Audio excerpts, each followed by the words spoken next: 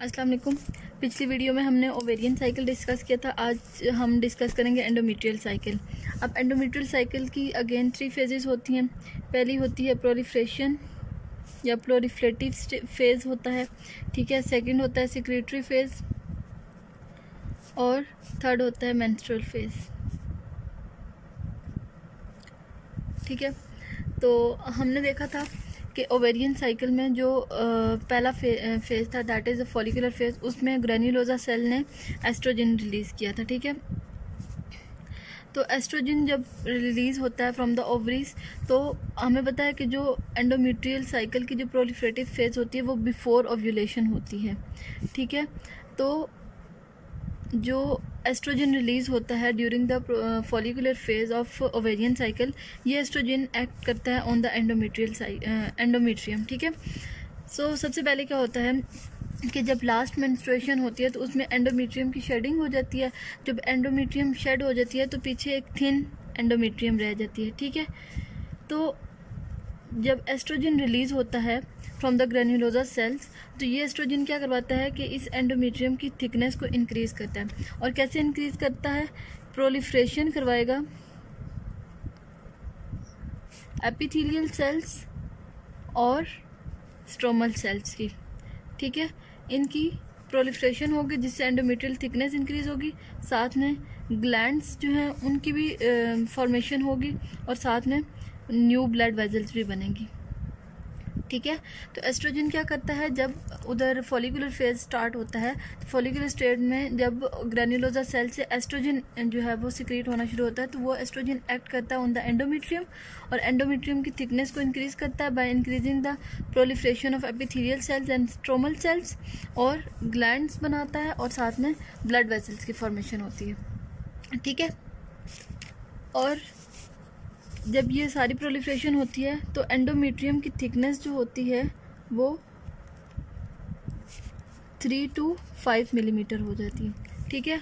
और जो endometrial glands जो होते हैं म्यूकस सिक्रीट होता है, ठीक है। और ये म्यूकस जो होता है ये आगे जाके सर्विक्स को लाइन करेगा और हेल्प करेगा इन प्रोपल्जन ऑफ स्पर्म,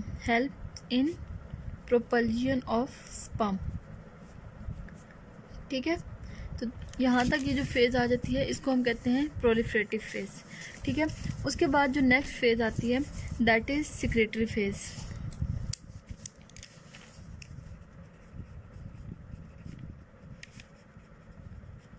अब सिक्रेटरी फेज़ में क्या होगा?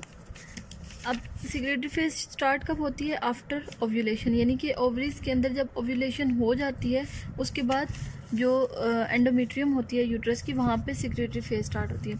अब हमें पता है आफ्टर ओव्यूलेशन कौन सी फेज़ होती है? ओवरी के अंदर ल्यूटियल फेज़, और वहाँ पे ल्यूटियल फेज़ में प्रोजेस्टेरोन की सिक्रेशन हो रही होती है, ठीक है। ये प्रोजेस्टेरोन क्या करता है, यहाँ पे आके एक्ट करेगा, स्वेलिंग करवाएगा एंडोमेट्रियम की, यहाँ पे साथ में सिक्रीशन करवाएगा, ठीक है।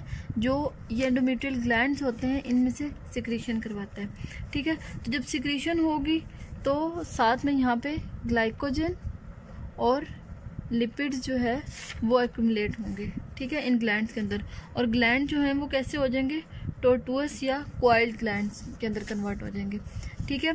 और साथ में प्रोजेस्टेरोन जो है वो ब्लड सप्लाई जो है टू द एंडोमेट्रियम उसको इंक्रीज़ करेगा। यानी कि ये जो प्रोलिफरेटिव फेज थी इसके अंदर नई ब्लड वेजल बन रही थी, यहाँ पे ब्लड सप्लाई इंक्रीज़ होती है बिकॉज ऑफ प्रोजेस्टेरोन, ठीक है। अब आफ्टर 1 वीक ऑफ ओव्यूलेशन, ठीक है, जो एंडोमेट्रियल थिकनेस होती है वो कितनी हो जाती है? थिकनेस 5 to 6 मिलीमीटर तक हो जाती है, ठीक है। पहले ये 3 to 5 मिलीमीटर थी, अब ये 5 to 6 मिलीमीटर तक इंक्रीज कर जाती है थिकनेस, ठीक है। और जो साथ में यूट्राइन मिल्क जो है या यूट्राइन सिक्रीशन जो है वो रिलीज होती है और ये नरिशमेंट प्रोवाइड करती हैं टू द ओवम, ठीक है। अब उसके बाद लास्ट फेज आ जाती है एंडोमेट्रियल साइकिल की, that is the menstrual phase. अब क्या होता है, अगर तो ओवम फर्टिलाइज हो जाए तो फिर क्या होगा कि जो एंडोमेट्रियम है मज़ीद उसकी जो थिकनेस है वो इंक्रीज़ होगी, उसके अंदर मज़ीद ब्लड सप्लाई इंक्रीज़ होगी और वहाँ पे जो फर्टिलाइज्ड ओवम है वो इम्प्लांट हो जाएगा और आगे फिर फर्दर डेवलपमेंट होगी, प्लेसेंटा बनेगा और सब। अगर फर्टिलाइजेशन नहीं होती तो कॉर्पस ल्यूटियम जो है वो डीजनरेट हो जाएगा, ठीक है। जब कॉर्पस ल्यूटियम डीजनरेट होगा तो प्रोजेस्टेरोन की सिक्रीशन कम हो जाएगी। जब प्रोजेस्टेरोन की सिक्रीशन कम हो जाएगी तो जो एंडोमेट्रियम है उसके अंदर जो ब्लड सप्लाई है वहाँ पे हो जाती है वेजो कंस्ट्रिक्शन, ठीक है।